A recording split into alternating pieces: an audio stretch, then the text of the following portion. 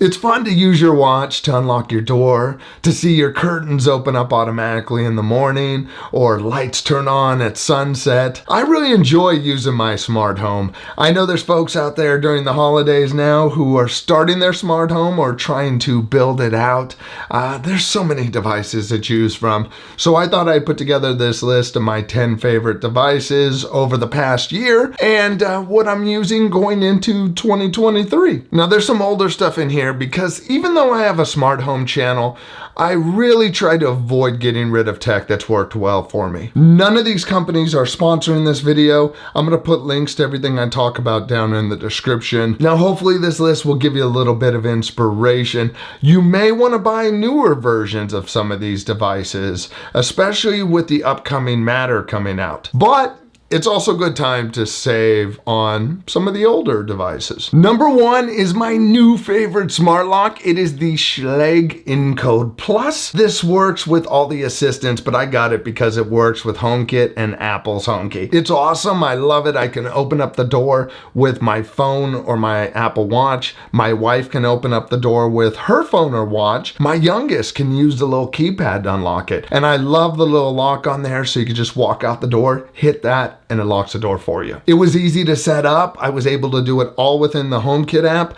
I'm even able to change access codes within there. Now for the other assistants, which I love, it works with Google and Amazon. You would download the Schlage app and then connect that to your assistant. Now this is one where I recently got burned. This came out earlier in the year, but it was so hard to get that when I finally got it, at the time of getting it, this was supposed to get a Matter update to that new protocol. It's not now. So you might want to hold off to the beginning of next year to get one of these. Now for these devices, something to think about is the new Matter protocol that's just been certified. There's going to be new devices coming out. You want to pay attention to what the upgrade plan is for those devices. If you're not familiar with Matter, I did make a video on how the smart home is changing. I'll put links to that down in the description so you can learn more. Now some existing devices, like one of my favorites, Aqara, are going to see updates through their hub that are going to make them Matter compatible. But right now, buy devices for what they do now, not what they might do. You might get burned. Number two is a relatively new one in my house. It is the new Ecobee thermostat that was released this year. It works with all the assistants, Google, Amazon, and Apple's HomeKit. I bought it for the HomeKit support since my Nest thermostat didn't have it. I think it's an interesting device. It has Siri and Alexa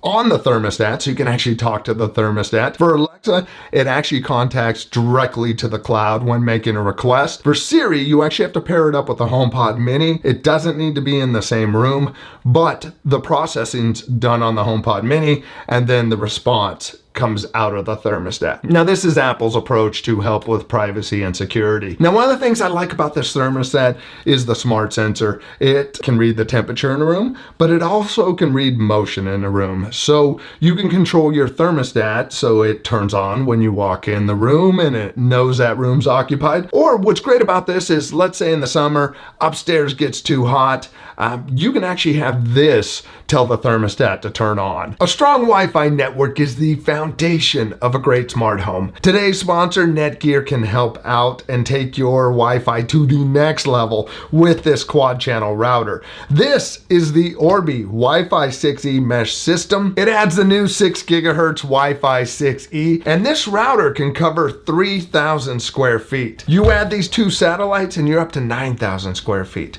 You want to get as much coverage as possible. That way you can create an overlapping mesh network that covers your whole house with strong Wi-Fi, especially if you have multiple floors. The system can achieve speeds up to 10.8 gigabits per second, and you can connect 200 devices, so you are future-proof. So get the speeds that you're paying for and cover your whole house with strong Wi-Fi. If you'd like to learn more about the Orbi Wi-Fi 6E mesh system, check out the link in the description. Now number three is the SwitchBot Bot. This is a button pusher that has double stick tape on it, and you attach it to your dumb devices and make it smart. Like my coffee machine that automatically turns on in the morning with an automation that I have with this. I made my garage door smart by putting one of these on it. I have my Q software on it, but this gives me a backup plan. Now this one's set up for a light switch, so it can actually pull or push to turn the switch on. It's perfect for those who don't want to rip out smart switches or live in an apartment and can't. There are so many uses for these things. Something to note, you do need the SwitchBot hub if you want to control it from a smart assistant. If not, you can control it from the SwitchBot app using Bluetooth. Number 4 is also one from SwitchBot. It is the SwitchBot Curtain. Again, not sponsored by them or anyone else on this list. I just like them. They're fun. I have mine set up so they automatically open the curtains at 7 a.m. Then at sunset, they end up closing. What's great is sunset shifts, so it's not locked into a certain time of day. At times, it just makes me smile because the curtains I already have, I'll just hear them closing. And I'm like, how cool is that? Like growing up, I never would have thought that I'd have automated curtains. It's just fun. Also, I was able to take curtains I already have and not spend too much to automate them.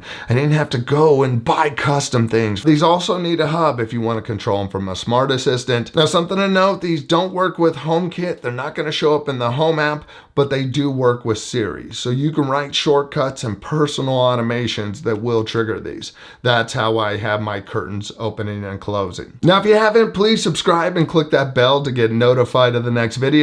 Also, consider coming by the Saturday live stream that happens every Saturday at 9 a.m. PT. Number 5 is the Lutron Caseta Smart Switches. Now, these are expensive. They are twice the price of most smart switches, but there's a reason to get these, and you don't even have to listen to me. There's a lot of great content creators, Smart Home Solver, Tech with Brett. Those guys have also spoken about how great these things are. Part of the reason these are super reliable is the fact that they connect to their own hub. That hub talks to the internet instead of each switch connected to your Wi-Fi. Overall, I found all my devices that need a hub really seem to be the most reliable. Now, I don't mind paying the price for these in my house, even though they are so expensive. And the reason why is it's my house. I want to make sure that I have something from a good, reliable brand.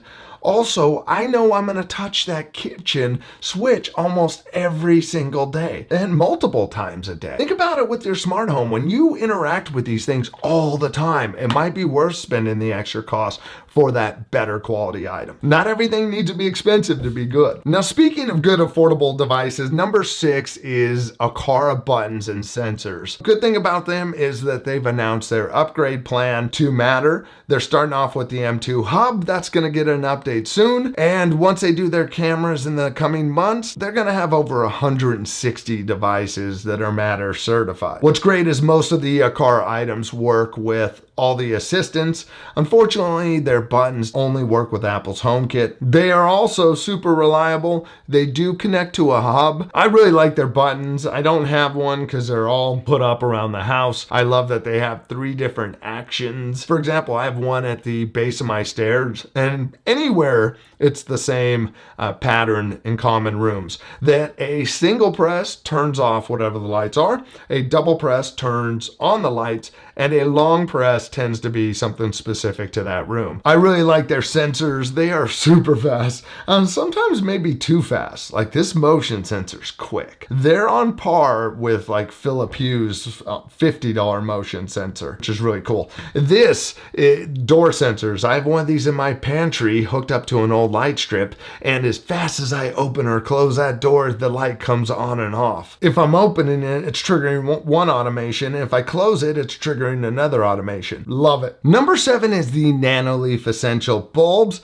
and light strips. A little bit of my history. I worked in the entertainment lighting industry for 25 years, and about 13 years of that was as a lighting designer. So I know lighting. I have a lighting meter. I measure these things. And when it comes to the Nanoleaf Essentials, the color out of these is mediocre at best. The intensity is horrible. But white light, I love these things for white light. They have great cool all the way to warm white. They don't go too pink or blue. They are really good. I actually replaced all my lights in my living room since we were only using white white light with the Nanoleaf essential strips and bulbs. So I highly recommend these for white light. I use the adaptive lighting so that when you turn it on, it comes on either bluer or warmer depending on the time of day. Number 8 is the new Apple TV. I did a whole video on it. I'll put that down in the description too. This thing, I love it as a streaming device and for all the Apple integration, but for the sake of this video, just from the smart home side, this is a great device. It does serve as a HomeKit hub. If you're not familiar with Apple's HomeKit, the reason you need a hub is for local control. Not everything in Apple's HomeKit talks to the cloud. You use this as the thing to talk to then control your different devices. So it helps with privacy and security. Just think about that if you're someone who may be thinking about how Google and Amazon don't need hubs. They rely on the cloud for everything. Now the smart home controls are great. If you do a long press on a little TV icon, it brings up that sidebar. There you can see your cameras and your favorite scenes. What's cool is if you select a camera, like I'm selecting the one in my living room, I can see all the accessories that are in that room, so I can control them individually. I really love that you can have cameras pop up on the screen. You can actually leave windows open. You can pick which cameras you want on each Apple TV. So for example, I have different cameras that pop up here in the office versus the ones in the living room. I just feel like it's a much stronger smart home interface than what I've seen from Amazon and the Fire TV. Number 9 is the Ring Video Doorbell Pro. Before I started this channel, my wife actually started the smart home. She visited a friend who was into tech. He had a Ring doorbell. She saw the value for the security and just the safety side of things.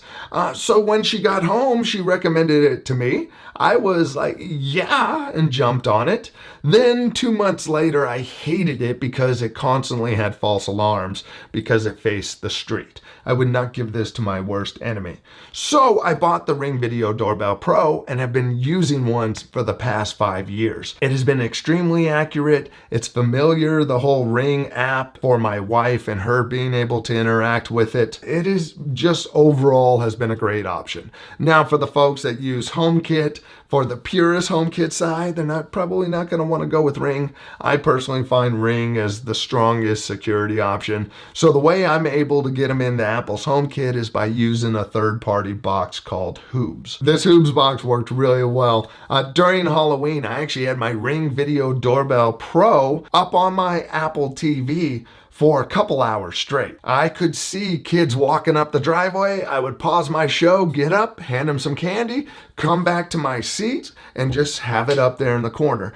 I know that would have timed out on the Fire TV, and that isn't even supposed to work with Apple's HomeKit. Number 10 are 2 more Aqara products because they work well. You have the G2H and the G3 camera. I do like that the Aqara cameras have onboard storage, and I could hook these up to Apple's HomeKit Secure Video. And if you're not familiar with that, it allows the recordings from the cameras to be stored in your iCloud account for up to 10 days. And you can actually save those clips into your Photos app. Now, another thing I like about their cameras is that they serve as hubs.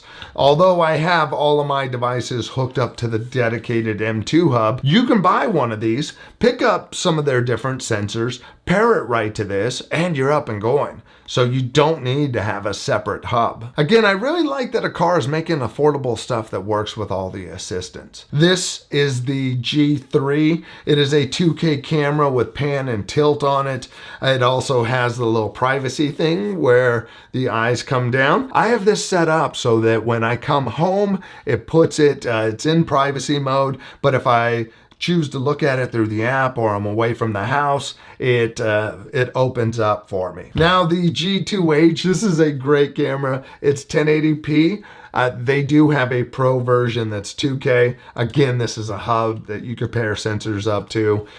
Just a little tiny camera that you have some different mounting options on it. Something to note if you do use these in Apple's HomeKit, Apple's HomeKit only does 1080p video. So something like this, if it's just going to be in HomeKit, you might be better off saving some money with 1080p. There are some great devices out there. I have only scratched the surface. Now, what is your favorite smart home home device? Let us know in the comment section. Next, make sure to check out this video over here to see how the smart home is changing. It may affect some of your purchases that you make now. It's a good one. I made it just for you guys. I'll see you over there. Thanks for watching. Bye.